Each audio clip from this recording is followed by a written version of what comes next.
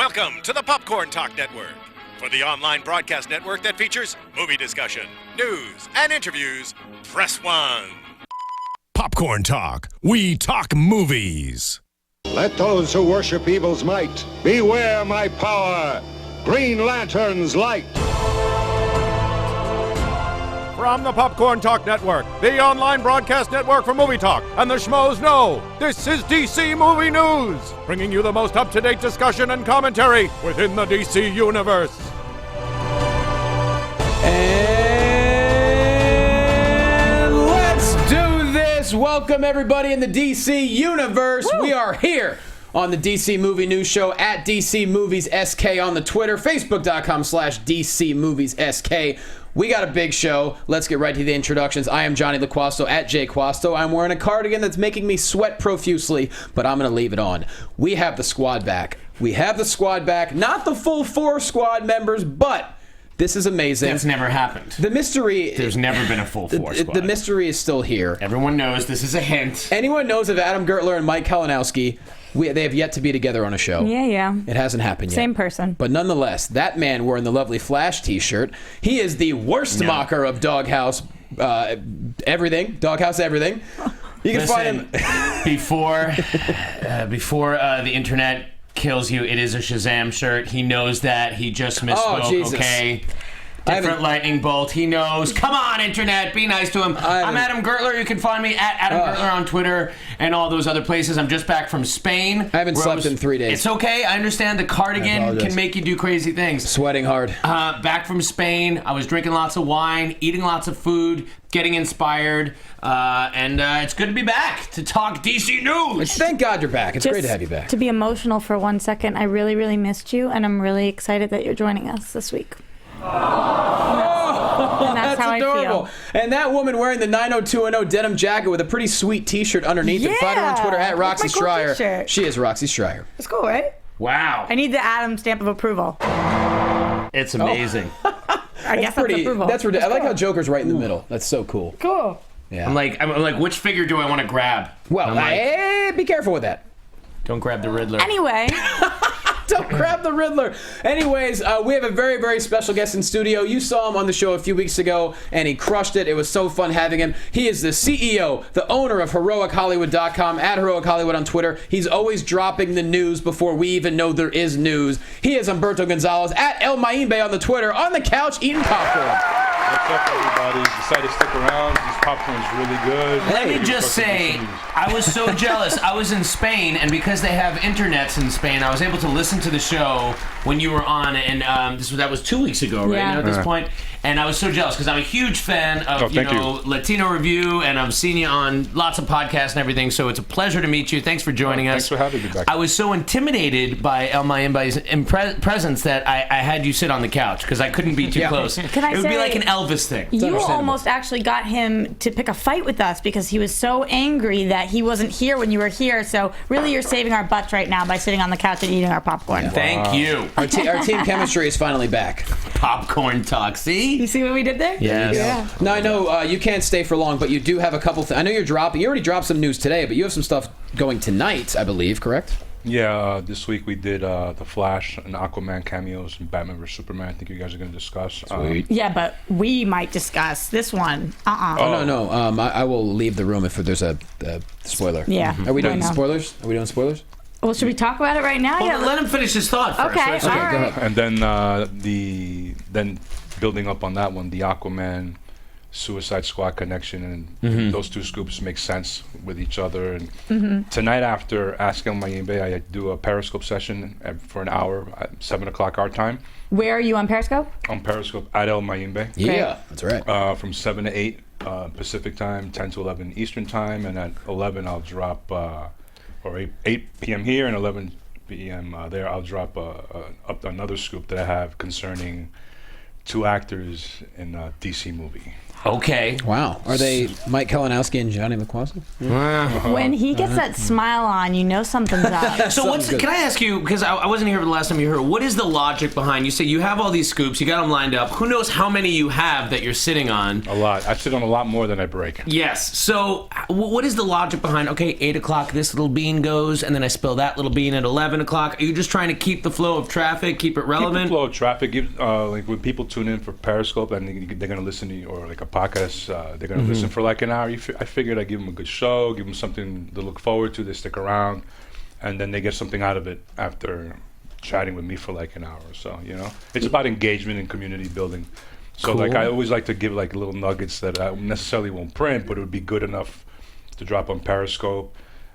Because it's an app that I use to gauge the audience, what it is that they want. Yeah, Loquasto's been using it too. Everybody's using the Periscope. I'm still scared of it. I feel like the old man at the table. I feel like the temptation to make your own pornos all the time would be too hard to resist, and I don't know. Not all of us have that option. How do you keep your clothes on when you turn that thing on? You have the audience of the world. I don't like being naked by myself. I'm not going to take my clothes out in Periscope. Me neither, but once the camera's on, it's like, how do you do that? So more importantly, the reason that you're waiting for 8 o'clock would be that it's not you're waiting to get cleared by anybody else or you're building suspense. It's that's what this guy cleared. I know. I'm just wondering. He's the anti-cleared. Well, I don't know if he's waiting on some more information or to confirm it or whatnot. Those are I still awesome. have to write the story. That's what it is. Awesome promo pics too that you were leaking out all week. Yes. All those pics were amazing. I want those framed on my wall. Yeah. Took a lot of heat for those, you know? Yeah, I know. So that's got to be rough for you, man. Like kind of gauging like how much heat you're willing to take before, and like not burning every possible bridge. Or do you not care? Do you just let every bridge burn and say? I'm not like necessarily burning bridges, but the thing is, and I'm noticing out here since the Sony happened. Please crinkle the bag louder if you could. I'm sorry. It's a great effect. No. Basically, the studios are about control. They're like controlling outlets and what they publish and what they could. I'm not about that, man. I'm independent. I'm a journalist. I'm not here. I'm not a studio publicist or a side piece studio. Let me ask you this real quick. Do you think that the reason why we get so many Suicide Squad pictures and so few from BvS is because of the amount of green screen used versus on location? It's just a location. Toronto's a major city. You're going to get stuff, When they were shooting BvS in Detroit, they completely controlled the streets. They controlled everything. You can't control everything up there in Toronto. But that scene that you were seeing with the Joker and Batman on the hood. Oh yeah. Here's a scoop. That's actually in Batman vs Superman. Okay, that was some rumors. Oh, snaps. So okay, that's bold right there. Because I was assuming it was some kind of prologue in Suicide Squad. We see how Joker ends up. That's in actually jail. for Batman vs Superman, and here's another clue. This won't be. This is not a hard spoiler. Okay. This is an awesome clue. Batman's chasing the Joker because the Joker killed somebody close to Batman in that scene. Son of a bee. Oh. Yeah, we're bringing you on more often. So you're saying there was like a death in the immediate family? And then he's got to go, you know. Shit. I think we know he's gone. Wow. Can I leave now? Are we going to do spoilers? So that's going to be. That was spoiled Listen, for you. you got to love this guy thinking that he's going to host a DC show I know. for the next year and avoid spoilers. Well, That's I like, talk about them. He's like, we can't talk about it on the show. I'm like, Johnny, that's our job. He's like, no, it's not. It's really not. So, you know, all right. more power to it. Is there another spoiler? I got to walk out real quick. Good luck. Oh, yeah. Let's talk about the Aquaman. And Flash. Okay, I'll be right back. I'll be back. You guys yell at me when you're back. I'm taking my cardigan with me. I'll be back. Oh, my goodness. Yeah, that's okay. Okay, bye. Okay. Again, good luck on that. You're hosting a show about DC News. I know. And then you're allergic to DC News. It's like the things that it's like Greg Louganis being allergic to water. He doesn't want to know about facts. He's still laughing at you from there. That means he can still hear us. Okay, we've got you in the hot seat now. Talk to us a little bit about what you dropped with Flash and Aquaman and their appearances in BvS. So basically, the movie's called Dawn of Justice. So you would figure there'd be a lot more Justice League members in there. So I did some investigating and stuff, and What does that mean, he did investigating? I've been investigating, Sneaky. hitting up sources and stuff, because I was curious about the other members of the Justice League besides the DC Trinity. Right. What we know so far. Which to me, I would think Dawn of Justice, that's a good birthplace. You got a big three there, you know? Right, so but we know basically- Momoa was in there, so... Right. So we see the picture. That's all we know. We don't know anything about the Flash, Green Lantern, Cyborg, really. But spoiler country over here. There's a scene in Batman vs Superman where Batman breaks into LexCorp. Right. Okay. And he hacks into the LexCorp computers. After all, he's a detective. He can hack. He could hack, and he could break into crazy security places like LexCorp. Which is great, because I want to see more World's Greatest Detective stuff. Yes, I want to see superhero level detecting. Not just superhero level fighting. But this early on, you want to see it? Yeah, absolutely. Okay. Yeah, he's already been doing it. Yeah. You already seen you don't really see Batman cinematically doing investigative work that he does in the comics. I mean, the best Batman stories are like mysteries, like you know, like Hush, like they're mystery stories. Right. Like so that's what we haven't really seen. So he's in LexCorp. He's looking at the computers, and he brings up surveillance footage on the monitors. Okay. So one of them is of the Flash stopping a robbery in a blur. You see a blur. Just a blur. Just a red blur stop a robbery. I love it. And then the other one he sees is a hand smashing against a containment glass, which is Aquaman. That one freaks me out a little bit. Is it a tank? Yeah, like some sort of tank. Now, why do people think... So why is the idea that Suicide Squad happens before BvS? Yes. Chronologically? The rumor is... I don't know why I'm talking up here. No, it's good. They might think it's me then. Okay. Suicide Squad takes place between... takes place between Man of Steel and Batman vs. Okay, Superman. all right, that's so interesting. Aquaman is technically being, this is the one I dropped yesterday. Aquaman is being held prisoner by Amanda Waller, who's studying him and doing experiments on him. You see, she caught him in the sea right when he was wrestling with the King of Sharks, a mutated shark. Okay. King Shark, yeah. King Shark. Now, I want to talk about this, and then we'll bring back Johnny, because I know he's itching to get back in here. So, if we are to assume that Mayimbe is right, and that the events in Suicide Squad take place before Batman v Superman, what about this theory? I know you've mentioned a possibility of Doomsday before, but I was listening to Kev Smith's podcast the other day, and... His like, I don't know the guy that he's co-hosting it with right now. Mark Bernardin. There you go. Yeah. Such a great nerd. That guy is knowledgeable. He was at Hollywood Report, and now he's at Playboy. Good guy. Awesome. He suggests, which makes perfect sense, the threat that rises at the end of Batman v Superman is in fact Aquaman, not Doomsday. And I thought, that is genius. That would make sense because it keeps it more...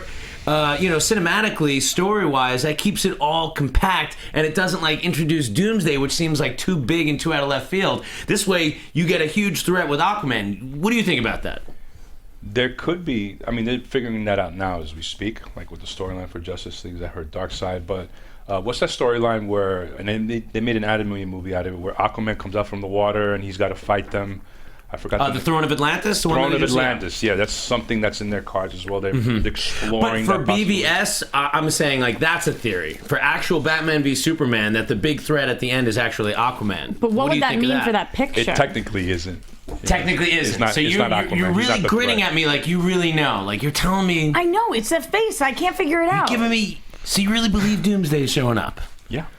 Absolutely. Really believe this. He's stating his reputation. I don't know. He's stating his reputation. He's saying it's the Doomsday. threat they'd never known. Okay. Yeah. You heard it here. So Bernardin, you think, was looking too into it with the way they were like, a new threat rises? The new threat rises is something, like Throne of Atlantis is something they may fool around with in Justice League. But that's where that comes from. A new threat rises was the synopsis of Batman v Superman. Correct. So that is really what he's talking about, that they're going at each other, but then a new, greater threat rises. Right. So your call is Doomsday. So we'll know next March. If he's right, then, that's the only website you need to check out every day is your Heroic Hollywood. Yeah, you don't have to tell us, but do you know more than you're saying right now? I know the whole movie. Or is it... Oh, my gosh. I can't... I got to be responsible and not spoil the whole thing either, because there's a lot of people who don't want to know. Yeah, but I will say that our chat tonight is very pro-spoiler.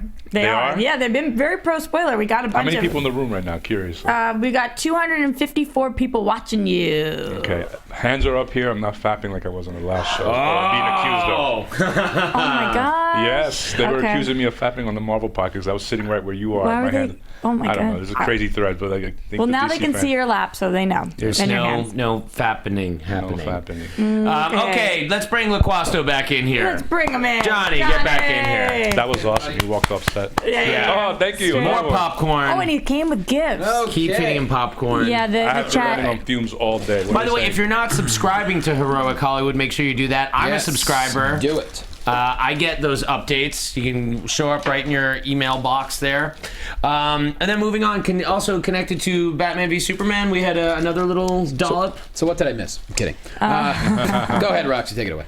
For what are we on? Well, where do we start? I mean, you're right talking away. about the Comic-Con, what just came out that Yes. Jesse's going to be on stage? Yep. Yeah, so Jesse just came out and said that he was going to be on stage for the BvS. Jesse Eisenberg. Yeah, for Comic-Con, which means yay Lex, which is really cool and exciting because we're going to be there. Then you guys are going to be. I hope I am.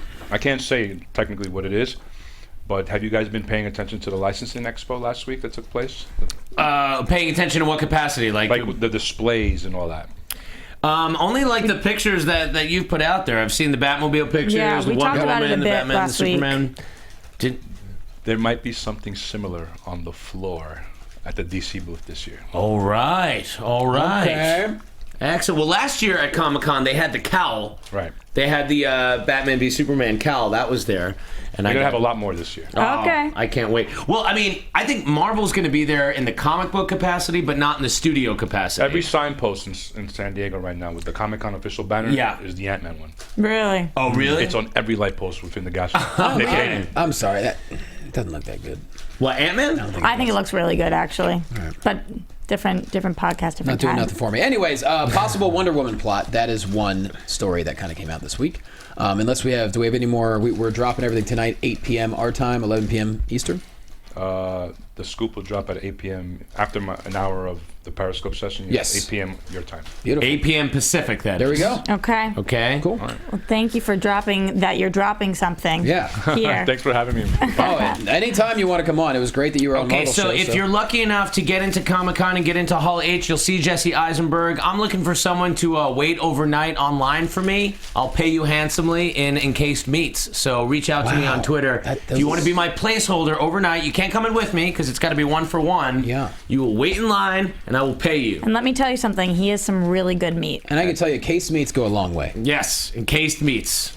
Talking major weight, major poundage. So like hundreds and hundreds of dollars. You can worth. deal them on the street. You can do what you got to do. It's worth it. Anyway, so now what are you saying about the plot of the Wonder Woman? All right, film? possible plot of Wonder Woman here. There's a couple of different things going on here, but let's see. What is this from? Moviepilot.com if you want to check it out. They're saying they think that Darkseid could possibly be the main villain, even though many think he won't show up until the end of the first Justice League movie. And the question as to why he would show up. During Second Genesis, he led an attack that left almost half the Amazons dead. So, big-time rivalry there, if you will. So Right, I think they're referring to a John Byrne storyline from the 90s where Wonder Woman dealt with the New Gods and Apocalypse and Darkseid and all this kind of stuff.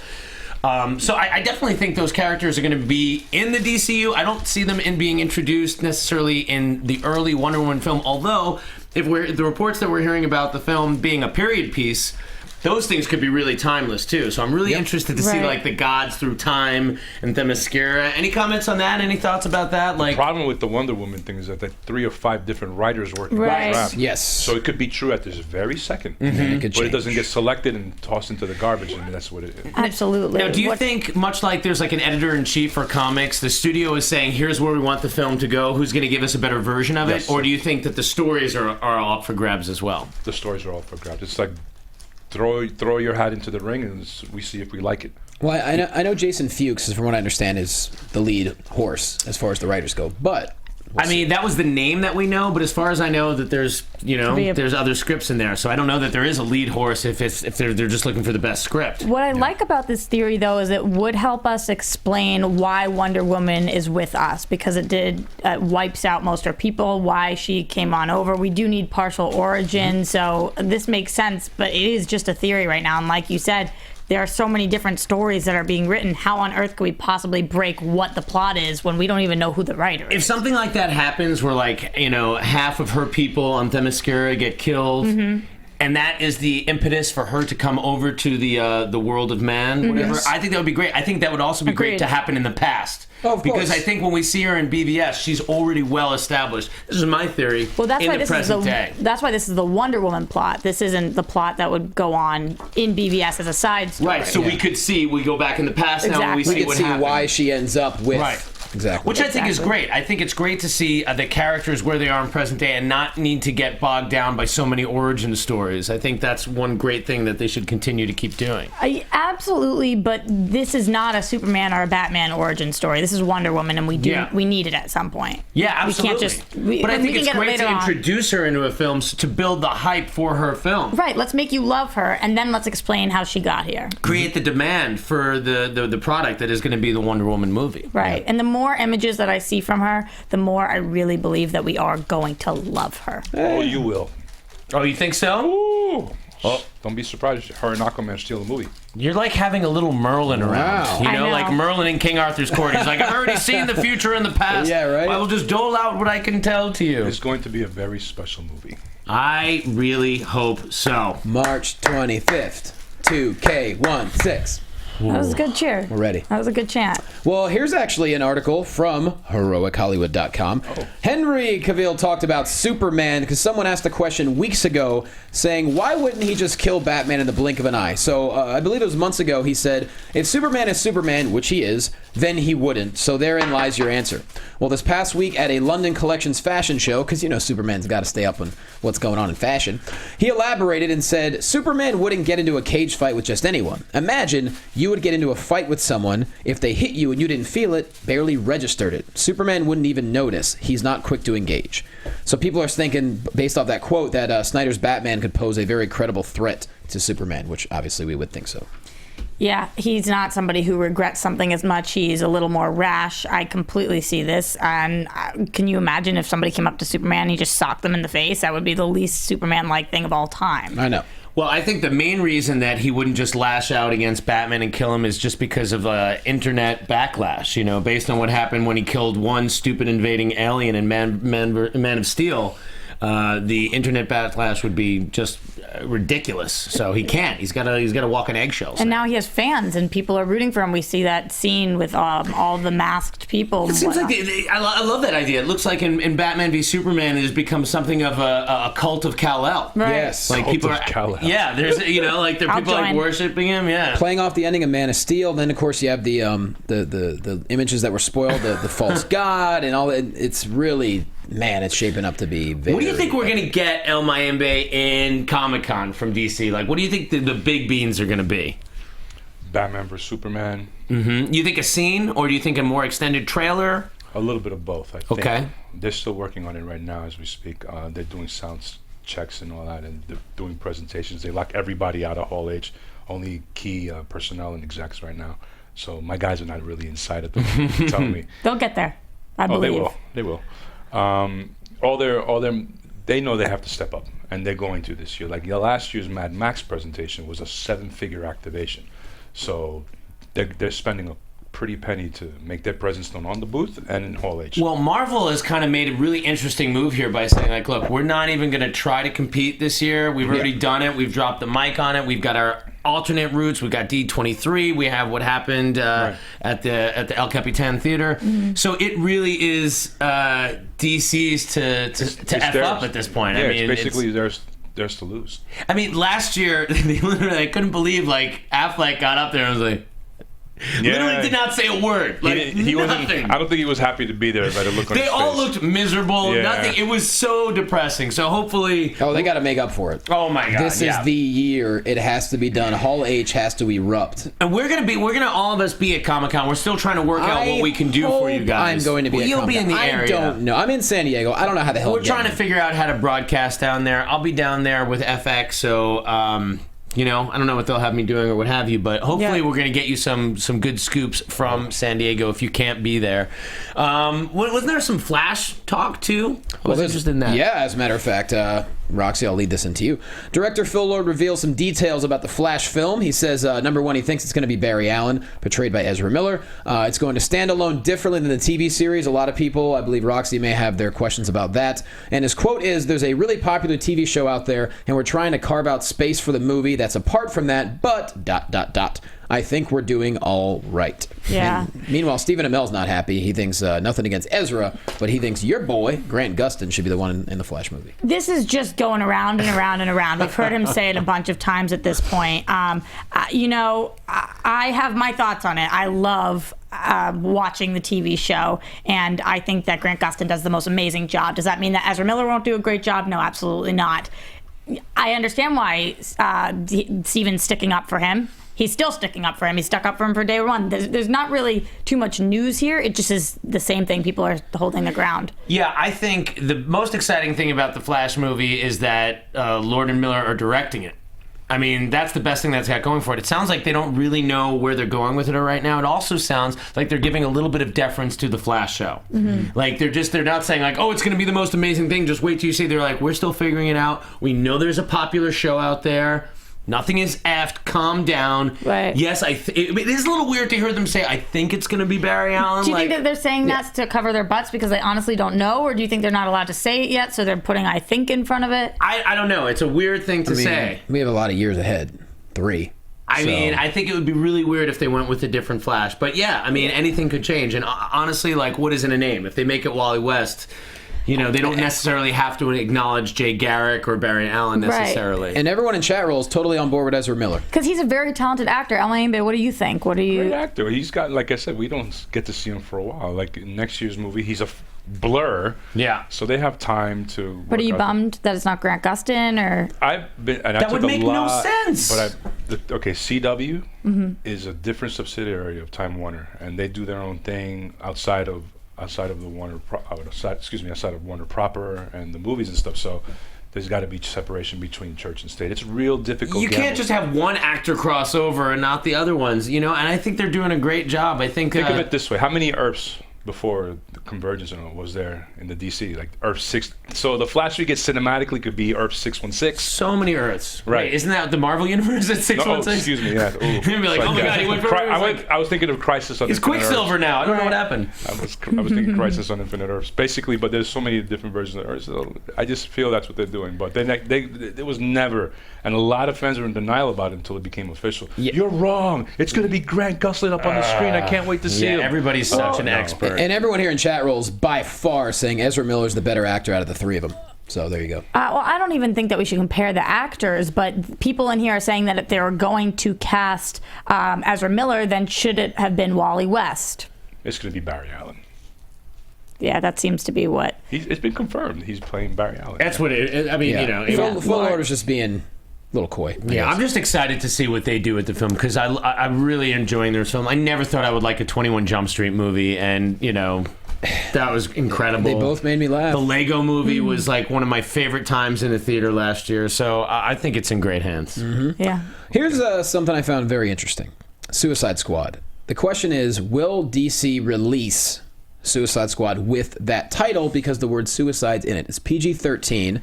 And there was an article I found online this week. It asked the question. They said you could call it Task Force X, right? Yet call it Suicide Squad in the movie. And this isn't based on any leak from Warner Brothers saying maybe they wouldn't. Just an article on MoviePilot.com. The question is this a legitimate question? Do you think that's even a possibility? I think this is ridiculous. I think this is absolutely ridiculous. Just and here's why. Their main argument is the fact that no parents are going to allow their kids to see movies that are called suicide anything. So you're going to trick them by calling it Task Force X so you get your kids to go and then there's a bunch of suicide in it with people's heads blowing up or whatever. This is Suicide Squad. That's not really suicide, that's murder. Well, yeah. Okay, sure, murder, whatever. I would not put a explosive device on my brain. I think that this is, of course it should be called Suicide Squad. I don't think it should be called Task Force X. This is bizarre that it's a question for me, in my opinion. The funniest part of this article, and it is a pretty funny article, is when it opens up, you know, and they talk about how, you know, because, you know, suicide is such a sad thing as of late.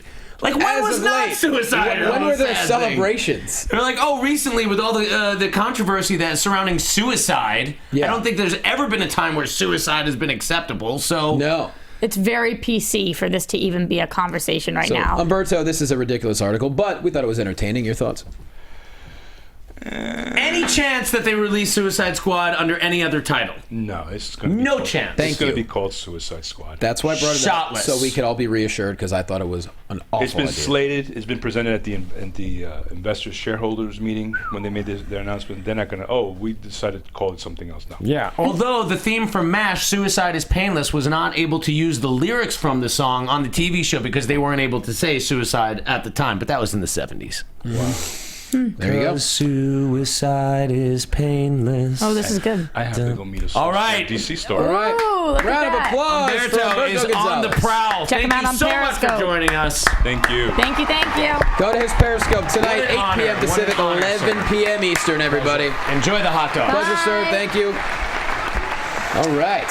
Well, Well, that was the fun, plot guys. is still going. Still going. It's going. We're going. Thank you. Yes. hell of a show. Hell Excellent. of a show. And just to wrap that point up, every single person in the chat is agreeing that it should be called Suicide Squad, and not only right. should it, but it absolutely will. There's no shot that it won't. And we just topped 300 live viewers. Bam. Thanks, That everybody. being said, it's not like Suicide Squad is such a big brand that it's like really contingent on brand recognition at this point. That's true. It's not We're still Justice at the- League. right, exactly. So I don't think it'll happen, but it wouldn't be the end of the world, you know, because But come on. what's going to sell this movie is the acknowledgement of the fact that like the Joker's in it, that Will Smith's in it. You know, Yeah, and here's people the are not thing. familiar with any of the other characters. To be And worried just about the Margot title. Robbie. To be oh god, please. In general. To be worried about the title Suicide Squad. All right, that's the parent's job to sit the kid down and be like, "Hey, this is a bad thing." Am I right? I don't even think it has to go there because this is a superhero. You don't think parents should tell their kids that suicide's a bad thing? I think that suicide is a bad.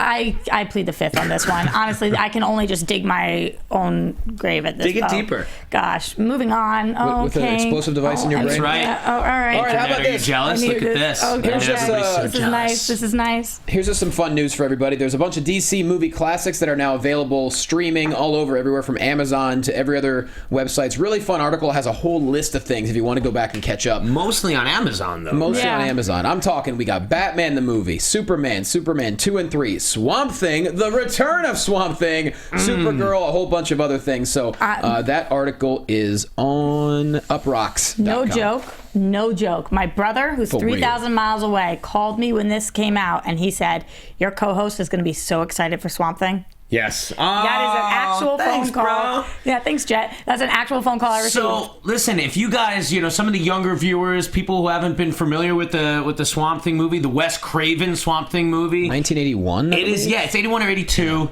It's laughable as far as effects go, but there are some great The parts in that movie. trailer's great. It's one of those old school trailers where it's like, Ridiculous. he had a scientific experiment go Yes. wrong. Like one of those guys. It's very B movie. Yeah, if you think of it very much as a B movie, it's kind of like what someone told me about Jurassic World. Like I walked out of Jurassic World, I'm like, you know, my God, I that loved script was like a weak first pass, but like someone was like, if you think of it like a B monster movie, Yeah. then like all of a sudden I'm like, oh, that was kind of like the best B monster movie then, you know. Swamp Thing has got some great elements to it. Don't look at it for the effects, but it's a great character, especially when he gets his arm cut off and he has to stick his nub into the sunlight to bring it back. There's so much tension at that scene, you know, like because like the monster's about to kill the girl and he breaks out in the right time. It's an awesome movie. I recommend it. And there's a lot of fun articles this week. It was kind of a light news week, so we found a bunch of other fun stuff. That's a good time to talk about. So Yes. Another article here. It says DC characters that deserve their own film. If you want to read this, it is found on ibtimes.com. ibtimes.com. It talks about a list of DC characters that deserve their own film. Of course, the leader of that, Kevin Smith, would agree. The Question. Right. Which is so weird because someone else reached out and was like, "Oh, do you think Kevin Smith should be like the Kevin Feige of the DC universe?" And I was like, "No, absolutely not." I don't think he would wanna be, He'd yeah. be the first guy to tell you that was a bad idea. But it's almost like with the guy how he retires from filmmaking and then he like comes out with like 6 more movies.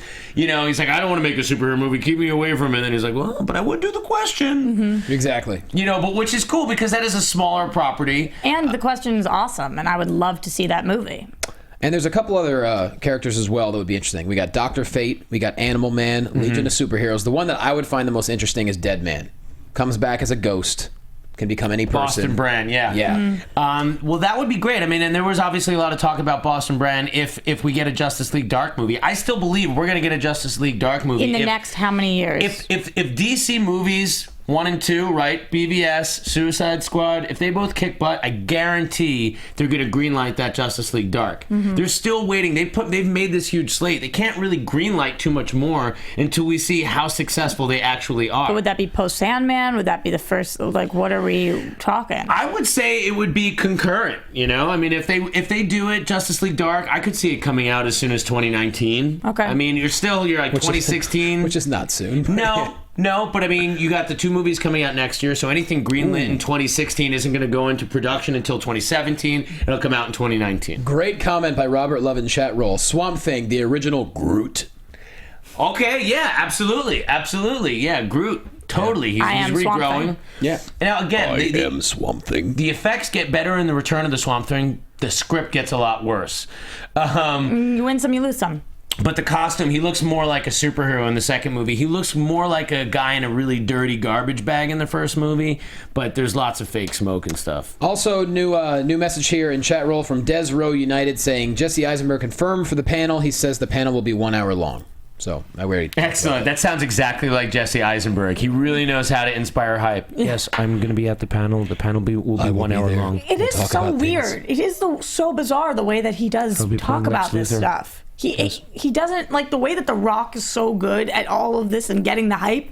Jesse doesn't really do that. Yeah, Jesse Eisenberg would say, because I'm a real actor. You should relate. Bill Belichick is awful in interviews. He's awful to talk to, and he wins championships. So it's similar. He does, and I love him. And he also cheats, but anyway, we'll move on. The Rock is a clown. I'm a real actor. Roxy's pissed off now. I'm dropped mic, walks out. So check out this picture, guys. We got a blueprint for that ass, all right? DC released the Project Batman blueprints for the armored suit designed by Powers Corp for Jim Gordon to be Batman, as we talked about a couple times over the past few months. And it's a neat look. Look at that blueprint. It's pretty sweet. And there's a little Terminator Easter egg here for the name. It's Schwarzenegger's model was 101 T800. This is B101 8000, so a little bit of a shout out. I still think it very much looks like Chappie. Jim Gordon's going to be Chappie. It very does. It's very Chappie-ish. Yeah, that's a good point. This is cool that we're talking about it. I don't know how. Light news week, everybody. No, honestly, I thought this was a cool image. I was glad that you showed it to me because I hadn't seen, and it shows kind of how it works and everything. I like knowing. I know. I read Batman 42, so I'm excited. Like, it looks pretty grim. It looks like there's no more Bruce Wayne in Gotham yet again. Right. So somebody else got to keep the mantle of the bat. Jim Gordon's kind of an older guy. It's not like he's going to slap on some tights, so you put him in one of those outfits, you get him in the Chappie Dark Knight outfit, and he can kick some butt. Yeah, do it in your boxer shorts, whatever. If you want to check that out, it's on bleedingcool.com. You can check out the blueprints for the armored suits. All right, here we go. Stars of Legends of Tomorrow and The Flash. Say stuff. I believe it's officially TV time, Roxy. So it's a great segue that Trini Bad Boy in the chat said Roxy took off her jacket. Does that mean TV time is coming next? You snap. Got that right. Are you ready, Johnny? Yeah. TV time. No,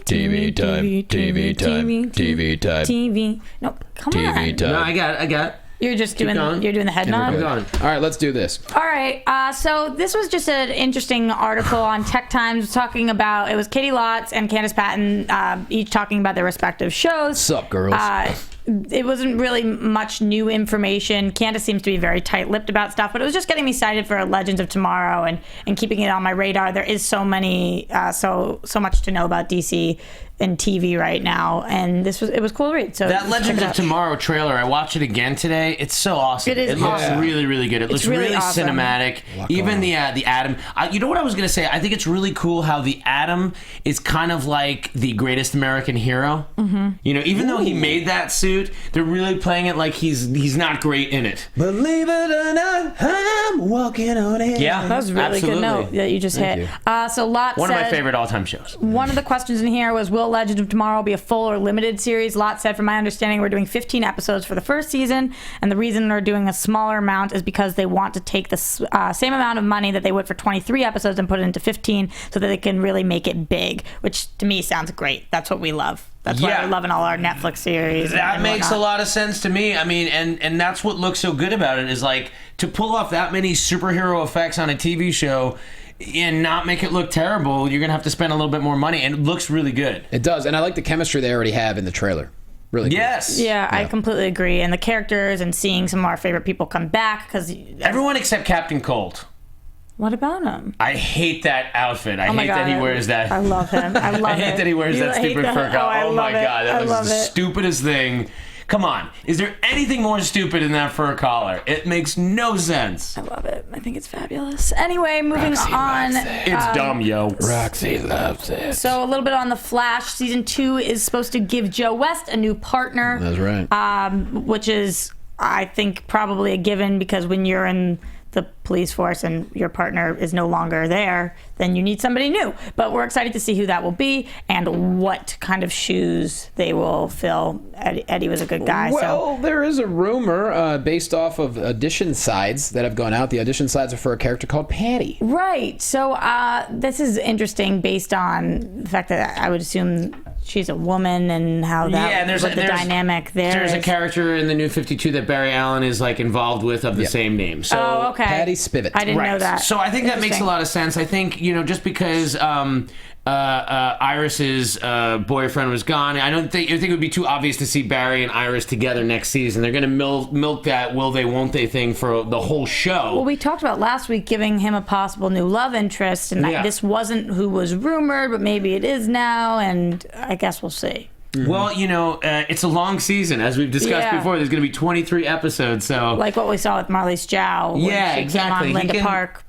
Grant Gustin is a stud. He can go through a few possible female interests. Yeah. You got to run through. Something I'm a little upset about is that people have not been saying the nicest things about Supergirl after seeing the leaked pilot. And can you blame them a little bit? I can blame them. I think pilots are incredibly difficult. I think that at the very least, I thought that Melissa did an amazing job. Yeah. And I think that the actors are feeling a lot of pressure right now, a lot of heat. This was another Tech Times article it made me feel really bad for them. It made me feel bad. There is a quote from Melissa. Show some love. She says, "There is pressure, but the good kind of pressure, just to blow everyone out of the water and inspire people." That's true. But here's the thing. I mean, you shouldn't base everything off the pilot. That's obvious. But the actors can do an amazing job, but the writing has to be on par. And so that's what people, I think, are concerned about is with the pilot. Yeah, it's an interesting thing. The thing that I got was like, okay, there's like the Phantom Zone explodes. There's going to be like a Phantom Zone escapee of the week, which sounds kind of like weak to me. Like it's just going to be our villain of the week and very repetitive in a way that like Smallville was, with like everyone being affected by the kryptonite. Everyone was like a meteor freak. But at the same time, how do you find an appropriate villain for someone like Supergirl every week? How do you find a match for her every week? Right. So you're in a very difficult sort of position as a writer. How do you create challenges for your superpowered character? Physical challenges. I know her mental challenges will be those of like daily life of a young girl trying to find love and find her way in the world with Calista Flockhart and all that kind of thing. It's very different. It has a different tone than any of our CW shows have, and a different storyline. Obviously, we're not, as of this point, crossing over the world, so I'm excited for it. I really hope that people give it a shot and don't just listen to the people who saw the leaks. Most people in chat roll are on board with the pilot. There is one comment here that I think is worth mentioning. Instead of empowering her, it ended up being super corny. Well, that's just the pilot. We'll see what happens. Yeah. She's got to have an empowering character at some point. But again, I will say one thing about it being corny, and it certainly was, it gave you a little bit of that flavor of the older Richard Donner Superman movies, which people really love. And obviously your Man of Steel universe isn't going in that direction, so it gives you a flavor that some people are kind of familiar with.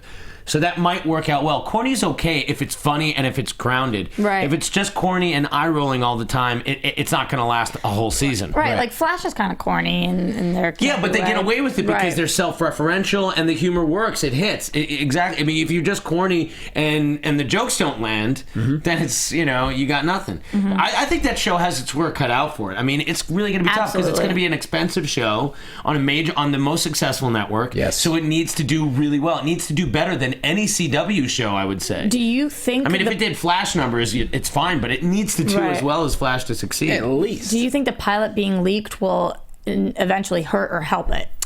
I think right now it's a draw. Yeah. I think there are enough people that liked it and some people didn't like it, but it created buzz. At least it created awareness. In my opinion, even people that didn't like the pilot are still going to at least watch episode 2 or 3. Yeah. You're not just going to bail. So. Yeah, somebody in the chat said that they were surprised that CBS, it's from Hugh Hoyland, said, to be honest, super surprised CBS even took the chance on Supergirl. I'm not surprised on that. No, CBS got money. And DC is crushing it across the board, and having the same people tied and being a part of this project, you would have to assume they know what they're doing at this point. You know who else is crushing it? One of our listeners, Derek C2, made this photo and put it on Twitter of you locked up. Of me? Oh my God, I see me. Oh my God. As the Flash. How amazing is that? That's pretty cool, man. That is cool. Shout out to Oh my Derek. gosh, what's his name? Derek C2. Derek C2. At the real DC2. Derek, I love you. Derek is some kind of sick Orange is the New Black fantasy involving you. And the Flash. I mean, Yeah. That's kind of cool, though. you know. Very, very cool. Ain't nothing wrong with that. That pretty much wraps up TV time. Well, there are some Arrow spoilers. The Arrow spoilers are more, if you want to go check it out, they dropped who's writing season 4, episode 1, and what was going on. Mark Guggenheim. Lexi Alexander is going to be directing one of the early episodes. Right. Director, outspoken on Twitter, female director of Punisher Warzone. Fan favorite now. You know, that's a movie that's gained a lot of cult status, and she's going to be directing an episode of The Arrow. Which we need because there were so many ups and downs last season. We got to come out strong season 4 on Arrow. Stephen Amell basically commented on how there will be a shift in tone from season 3 to season 4, you know, implying that he will be on the show. But I don't know if he's going to be missing the first couple of episodes or what they're going to do, if they're just going to cut to him on vacation or how long that's going to last. Yeah, post-riding off into the sunset. Yeah, like he retired. He's also been talking a lot of smack to a certain WWE superstar on Twitter. They've been going back and forth. Ooh, what's going on? Stardust is a character from the Intergalactic Galaxy, and they've been kind of going back and forth. So it wouldn't surprise me. And they even mentioned on a broadcast that Stephen Amell would really like to be involved with WWE. He was in front row Raw a few weeks ago, front row. So it would not surprise me. Oh, is that a way of kind of introducing a personality that you would then see him perhaps wrestling? It wouldn't surprise me if we see Stephen Amell at SummerSlam this year in August. It wouldn't surprise me at all. Although Stardust's father in real life, Dusty Rhodes, just passed away, so I don't know where that would go as far as... I heard about that, Dusty Rhodes, yeah. Not to go the wrestling route, but I'm just saying, Stephen Amell, don't be surprised if he shows up something with WWE. Right. Anyway, that'd be awesome. I'm curious from you guys at home, which of the DC shows are you most excited for, even if it's in its second season, third season, fourth season, or if it's just starting like Preacher? Which one are you most excited for? Which one are you most excited for? You know, I'm a big Flash girl. I'm really excited for a lot of them, though. So Flash. It's going to be Flash always. What about you? What are you most excited for? Preacher, bro. Yeah. Oh, yeah. I was going to say Legends, but yeah, Preacher. I mean, come on. Yeah, Legends is going to be awesome, too. Legends I'm looks excited really for a good. bunch. But you guys let us know. Comment below. Here's an article that cracked me up, and what the hell? We just got to talk about it. I don't even know what website it was on, but it talks about... hard news here, people. The list of worst DC movies of all time. Oh, I like this game. Comparing Batman versus Superman, the worst movies. Who made it worse? Yeah, here's the list they came up with, and you guys can decide for yourself. Number 5, Batman Forever. Number 4, Batman and Robin. Number 3, Superman 4. Number 2, Superman Returns. And the worst movie, according to this article, Superman 3. Mm-hmm. Would you guys agree with that? What is your worst of that? Have you seen all those? I beg to differ. Maybe Superman 4 would be Superman 3 and 4 were both so bad. 2 words, Nuclear Man. Come on. I'm going way opposite. I'm saying Batman and Robin. Oh. That's a very fair argument. Now, here's the thing. I was older when the Batman movies came out, so I had more capacity to know what crap they were. Superman 3, I always loved because of that amazing kryptonite splitting in two fight he has in the junkyard when Superman becomes evil and he fights himself. That's amazing. Nuclear Man, while stupid, at least we got to see Superman fight another dude in a cape. That was at least redeeming to me. Okay. So there were things, again, and I saw them when I was younger. If I were to watch them with fresh eyes, I know they're terrible, but there was at least redeeming things for me. Batman and Robin, I thought, was just Nuclear awful. Man looked like he should have been on the cover of Tiger Beat. The Superman. Yeah, absolutely. No, I totally get it. He was cheesy as all get out. He had like Gene Hackman's voice. He had very little clothing. He put like a strand of Superman's hair and a few pieces of material and then shot it into the sun, blew up a bomb. Our comments are so funny in here right now. Destroy. But a lot of people are agreeing with Batman and Robin for you, yes. I think that Batman and Robin for me was kind of so bad that it was good. not great, but it was so bad that it was okay. For me, the Supermans, they just didn't hold the test of time. 3 and 4, it's like if you watch them now, it's painful. Very last thing before we hit a few questions. Come on, Clark. Go. I can give as good as I get. And here's the thing, because it's like you got the bad Superman who's got most of the powers, and then you got Clark who's just wearing this white shirt, and he beats him, and then he gets in the trash compactor, and then he comes out, and then he goes, da, da, da, da, da. Da, da, da. I mean, that doesn't get you. That can redeem a movie with Robert Vaughn and Richard Pryor running around and some weird chick in a computer. I don't know. You had me at I can give as good as I can get. I love that. Yeah. That's our Throwing motto. a wink after that. See how that goes. I can give as good as I get. Go to themarysue.com. You can celebrate Superman month with a big Superman timeline. Part 1 is up right now. It's Friend of really the show. Talks about the 30s to the 60s. The golden age goes almost year by year. If you have a lot of time Who wrote on your that hands. article? Themarysue.com. No, but who wrote the article? I don't know who Friend wrote of the the show, Alan Kistler. I didn't know that, did he? Yes. Sizzler, That's fantastic. I wish I knew that. Sizzler Kistler put up this whole 2-part, I don't know if the second part is up yet, timeline of Superman starting from the inception in like 1932 or 3. Yeah. Before, when he was like the Ubermensch, before it was even like Superman, until it gets published in 1938, until the Adventures of Superman TV show in like 52. It's really detailed. It's the kind of like nerdy, amazing thing that makes me like worship at the altar of Sizzler Kistler. Sizzler I can never amazes me. The fact that he could sit down and do all that, and of course, yeah, we got to bring him back on the show soon too. Of course, he's actually in chat roll today, or at least was for a little bit. Was he? Yeah. No, I saw somebody say Sizzler, but I don't think it was Sizzler. Well, No, it was him. Oh, really? Well, that's good that he was in the chat roll. Well, I just want to give him props. That was a really, really cool article. Oh, and yeah, Jonah Hex was so bad. Oh, there's a lot of bad things going on. Although, I never really saw Jonah Hex, so now that I know it's streaming on Amazon, I might watch it. Yeah. Okay. With shots or something. I don't know. Is there a Jonah Hex drinking game? The character's awesome. There can we be. can make one. It's a cowboy. We can do that. What do we got? What else do we got, guys? I mean, I feel like I got some questions Any for you questions? guys. We got like enough time for a few. Okay, here we go. Couple this cues. is mostly coming from Twitter from you guys. At Sinphil Lopez says, would you rather host the DC panel at San Diego Comic-Con or see BvS and Suicide Squad earlier? Okay, so wait, what was that again? So would you rather host the DC panel at SDCC or host the one? Host the DC panel. The DC panel. Yeah, is what it says. Or see BvS and Suicide Squad earlier. How earlier is earlier? No question for me hosting the panel. With you. Not even a thought. Yeah, Come on. I'm with you on that one. Okay, I see the point though. One is like I get to participate, and one is like I'm watching. Yeah, but you don't know because this doesn't give specifics. Maybe you see it earlier, and maybe you go with Ben Affleck. You don't know. Well, that's not the question. Well, in this scenario, like when they do this on Comedy Bang Bang, like the person who asked the question has a lot of information. You have to ask a lot of questions about it. Yeah, so I don't know. I have follow-ups here. I have a lot of follow-ups. There are a lot of follow-ups. Well, now you can't add an Affleck on the fly. Yeah, but maybe if you go early, it's because you're going as somebody's +1. Maybe you're going with Gal. What if you don't know? Well, then I'm going to see that movie. What if I host a panel and there's an earthquake and nobody is allowed in the panel and there's only like 3 people in the panel? Not a bad Good earthquake, point. like a 2.7. Maybe you hosting the panel means that not everybody is showing up. So I don't know. Not you, me, anybody. Yeah. Anyway, moving on. Yeah. Hosting that panel. This one I just thought was interesting. It's more of a comment, but it had a question mark on the end, so it totally counts.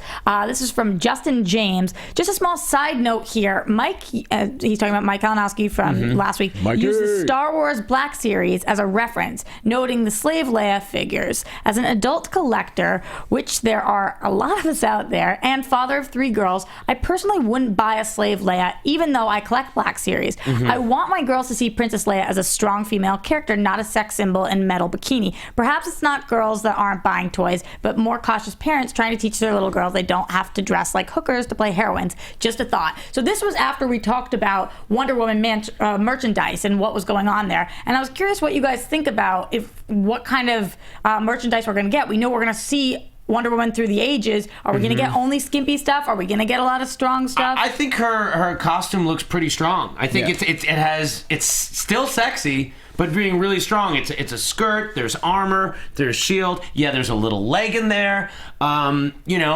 She's a beautiful, strong woman. It's not quite Slave Leia,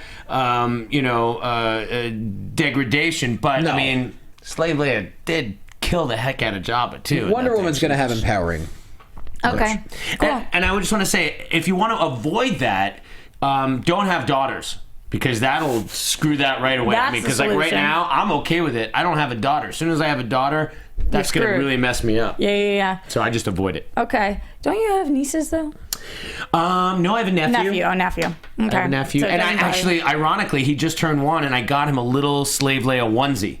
Because we don't want him to have to, make choices about sexual ambiguity or anything like that. I say, Max, here, you can dress as Slave Leia, too. It's fun. It's all He's good, buddy. one. We're going to chain you up. Oh, forget it. Go ahead. Here we go. Moving on. Moving on. Thank you for commenting all the time and asking great questions from @GregNathan. Says, since DC is accused of not catering to the fans, should they live stream their Comic-Con panel and not punish those who can't show? So this year, for the first time, if you tried to get tickets to Comic-Con and you were on exactly as they went on, it didn't guarantee you got them. They were sold out so fast. Yeah. So really, a lot of people who even were capable of purchasing them didn't get to buy them. Even you, Jay Loquasto, you don't get to go because we didn't get on it soon enough. So should you be punished? I don't know. Wow, that's a tough one. Well, I mean, listen, if they really want to make fans happy. Most people don't get into Hall H anyway. Like, most people that go to Comic-Con don't get into Hall H, don't get to see that thing. I mean, like I said, the people that get into Hall H are going to be lining up probably at 10 o'clock at night on Friday. Right. Yes. And then, even then, I mean, I know people were telling me on Twitter, even then some people still don't get in. Mm-hmm. Here's the thing. And that means, like, you're getting online at 10 o'clock, you're saying goodbye to a whole night of fun in San Diego, in the gas lamp, all the parties, all the stuff going on, to get into that sweaty hot room and get those special things. So, I mean, shouldn't those people be rewarded for the rarity of that moment? It's not as much punishing people because, you don't know you're not there, but it's more like something's really special for those lucky few. But to do counterpoint, for the people that do get into the hall, it's already going to be an amazing experience that you can't experience by watching on your internet. So I think... Well, but he's saying, what if you streamed it? That's what I'm saying. I think there's nothing wrong with streaming because even though you're sitting watching it at home, it's not like being there in person. If they streamed it, I would rather stream it than be there. Well, just because the availability of how much time you have to commit to it. That's what I'm saying. If I had a choice, if I knew that they were streaming it online live, that I would not wait overnight to get in there. And just by virtue of that fact, it makes it less special. And it's still sharing it with their fans because it's not just press that can get into Hall H. So it's not like they're excluding their fans. The fans that are super, super duper fans, a lot of them will be there. And El Macha says if you want a good spot for Hall H on Saturday, you got to line up at like 8 or 9 post-meridian. 8 or 9? Yeah. Damn. Okay, one more. And it just keeps getting escalated. Now, what do you think? What was his name? El Machas. El Machas. Now, what do you think? The fact that Hall H is not going to have a Marvel in it on that Saturday, but you are going to have Fox. Fox is bringing the Apocalypse. Fox is bringing the Deadpools. Fox might be bringing the Gambits. So, is it still any easier? No, it's going to be a shit show. Absolutely. Okay, one more question. From @MegBishop. Do you guys think any members of the Suicide Squad will show up in any other DC movies post-Suicide Squad? Yes, we do. Yes. Simple. Yes. We gotta end.